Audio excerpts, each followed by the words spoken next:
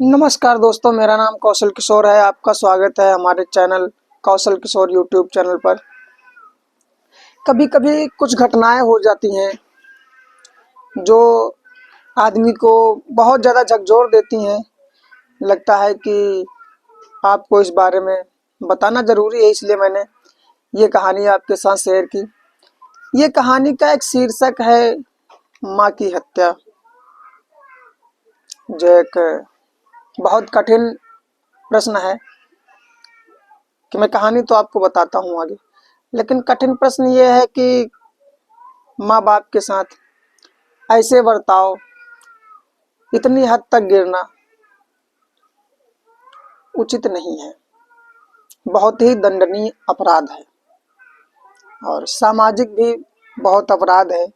किसी और के साथ कुछ हो जाना अलग है, लेकिन माँ बाप के साथ कितने भी बुरे हों, लेकिन किसी प्रकार से दंड देने की जो प्रावधान है वो बच्चों के पास नहीं होते हैं। वैसे कोई किसी प्रकार का गुनाह नहीं करना चाहिए उनको, उनके साथ किसी प्रकार की बदतमीजी भी नहीं करनी चाहिए, जबकि किसी ने यहाँ पर अपनी माँ को जान से मार दिया है।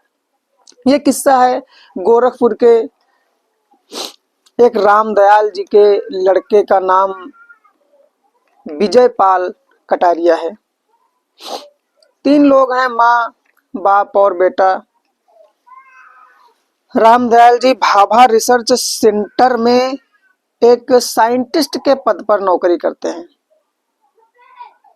आमदनी अच्छी होने के कारण इन्होंने अपने लड़के को, विजय पाल कटारिया को, एक अच्छे स्कूल में दाखिला दिलाया।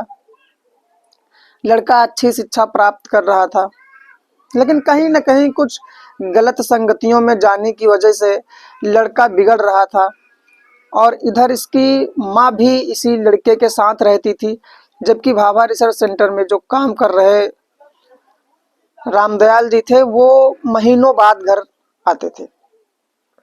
इधर लड़के की संगति गलत हुई तो माँ को बुरा लगा कि कहीं ना कहीं लड़का हमारा बिगड़ रहा है, तो वो स्कूल में जाकर के प्रिंसिपल के पास शिकायत की इस बात की। तो प्रिंसिपल ने इस लड़के को वहीं पर काफ़ी डांट लगाई, जिसकी वजह से लड़के को यह बहुत ही नागवार गुजरा। और लड़का जब घर आया तो अगली सुबह जब माँ ने इसको जगाने की कोशिश की तो बहुत जोर का एक धक्का दे दिया, जिसकी वजह से माँ जाकर के गिर गई और घर की बनी हुई दीवार में टकरा गई, जिसकी वजह से माँ को बहुत ज़्यादा चोट आई। लड़के को हॉस्पिटल ले जाने के बजाय लड़के ने अपनी ड्रेस पहनी और स्कूल चला गया। इधर माँ के खून से वो फर्श लाल हो चुकी थी। बहुत ही दयनीय कहानी थी।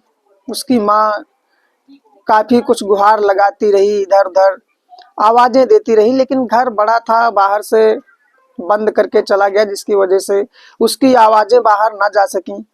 और वह उस लड़के की माँ, उस औरत ने वहीं दम तोड़ दिया। लड़का शाम को जब स्कूल से वापस आया तो देखा कि माँ की लाश पड़ी थी, बल्कि माँ नहीं थी, जिंदा नहीं थी। कहने का मतलब यह है कि वो मर चुकी थी। लड़के ने बेरहमी दिखाते हुए और भी उस लाश को खींच करके स्टोर रूम में जाकर के डाल दिया। इधर रामदयाल जी फोन मिला रहे थे अपनी पत्नी का, लेकिन पत्नी से बात नहीं हो पाई, फोन नहीं मिला। इस स्थिति में उनके पास में 2 किलोमीटर के लगभग दूरी पर उनकी एक साली ज्ञान देवी रहती थी, जिनको फ़ोन किया और घर की स्थिति जानने के लिए कहा। तो ज्ञान देवी जी घर तक आई और दरवाज़ा खटखटाया, ना खुला दरवाज़ा। तो ये वहाँ से फ़ोन करके आशंका जताई कि कुछ ना कुछ तो गड़बड़ है, क्योंकि दरवाज़ा बंद है और ताला पड़ा हुआ है और लड़का भी गायब है, वो भी नहीं मिल रहा है। मैंने काफ़ी पता लगाया। यह बात सुनकर के रामदयाल जी बहुत ही हैरान हो गए और उसी शाम को टिकट कटा करके गाड़ी में बैठ ली। जब ये वापस पहुंचे घर तो घर में देखा ताला लगा हुआ है। ताला तोड़ करके जब ये अंदर गए तो फर्श खून से लाल था। ये देख करके इनको बहुत ही चिंता होने लगी और घर के अंदर से बदबू आ रही थी। तो इन्होंने चेक किया घर को, तो घर के स्टोर रूम में देखा कि एक लाश पड़ी हुई थी। लाइट जलाई और देखा तो वो उनकी पत्नी थी। रामदयाल जी जैसे तैसे लाश को बाहर निकाल के लाए और आनन फानन में जाकर के तुरंत नज़दीकी जो इनका थाना लगता था वहां जाकर के रिपोर्ट किए। पुलिस ने लाश को फॉरेंसिक लैब भिजवा करके